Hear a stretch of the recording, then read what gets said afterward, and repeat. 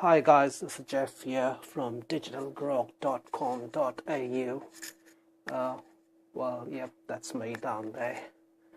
And that's my blog, Digital Grog. Today, what I'm going to discuss is blog hosting, or you could call it web hosting as well. Every blog needs a hosting company. When you get a blog or a website, the first thing that you sort of buy is that a domain name or a URL. And once you buy that, you need space to actually keep all the content of your blog or website on a server or on a computer. So that's where the hosting comes into play. So you need a hosting company and a domain name to set up a website or a blog. So that's the basics of it. Now we'll just get on to the hosting bit. Got a comparison of domain registrations as well, Australian and US. But what we're focusing on today is comparison of blog web hosting for Australians. Now, you could say the title is a bit deceptive because really most of my hosting companies that I use, and I use quite a few, is US-based companies. I don't really see the benefit in using an Australian-based hosting company because mainly they all provide a service which is useful anyway, and most of the time the US providers are much more cheaper than the Aussie ones. What basically you would be looking anyway for a good blog, good website is a fast host, a speedy host as such. But when you're starting out, really you don't need to worry about that. It's mainly a good reliable server as such, or a good reliable web hosting company. And a US provider will generally provide a really reasonable price for hosting your blog or website. And the speed is good enough for a starting blog anyway. My blog receives quite a bit of traffic, but yeah, it's good. It's good for now. I might need to change because there's a very big traffic jump in recent months, but it's still doing good. I might just need to sort of do a little bit of tweaking and it'll still run good. But yeah, most hosting companies are quite good for a starter blog anyway. So here we go. WordPress, which is my blog's software. My blog is hosted on WordPress. Hosting in Australia, most companies offer WordPress hosting. I've included a local provider, which is SmartyHost.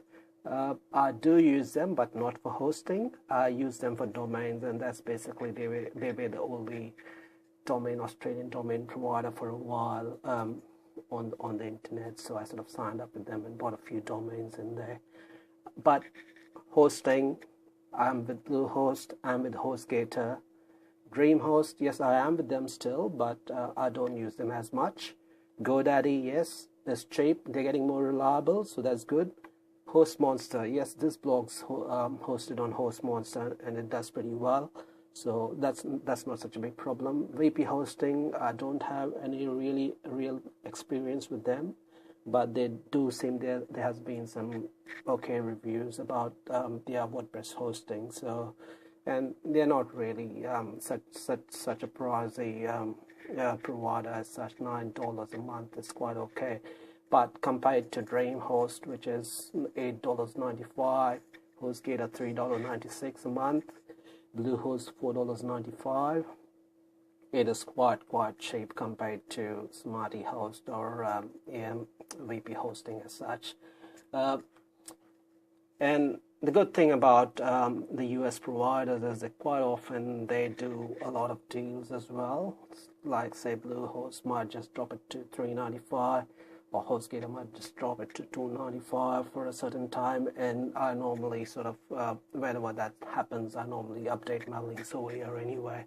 I haven't done it just recently, but yeah, I normally update it. If not, you could go to my resources pages, which is over here, and update that more before anything else at all. So as I'm saying, Bluehost is a good company, and as you can see, 99 uptime guarantee, which is what you need. You need your site to be up all the time, really. You don't want any downtime, especially once you start getting a lot of traffic. The other things to watch out for is what I've highlighted in green over here, which is unlimited bandwidth, which is, I mean, how much of a traffic your blog will still be there. They're not going to charge you more. Unlimited disk space, which means like you put big graphics. I don't recommend putting big graphics, but if you do put big graphics or files or media files, you got a lot of disk space over there to sort of use that as well. So yeah, that's something that you really need to look out for on all your hosting providers. And Bluehost, HostGator, DreamHost, HostMonster, they all provide that, which is good. cPanel control panel, it's something that not all providers sort of provide now. There's quite a few of them have started making their own sort of managing control panel, but cPanel is quite easy to use as such. And most of these ones, HostMonster, which is this blog, it has a cPanel, and I love it because it's easy to use. DreamHost, HostGator, Bluehost, they all use cPanel, so which is pretty good.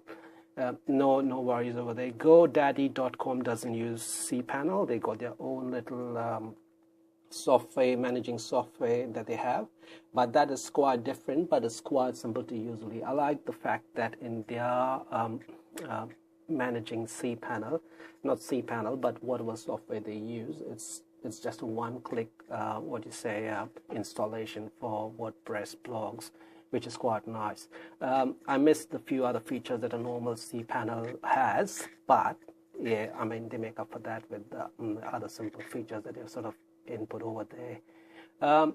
Yeah, just to go back, that's, if you want domains, I normally update my banner over there. You can see $1.99 for a .com. So say you want to buy a domain, you don't want to spend the extra money for a .com.au, but still want to sort of have your website or blog have that Australian sort of name. You could go, if it's a recipe blog, you would just go AustralianCoolRecipes.com. So you're not paying $20 or $40 for a .com.au, but people will still know it's an Australian recipe blog, even by just paying $10 or even $1.99, as you can see over here, for a cheap domain. And it's essentially an Australian domain as such.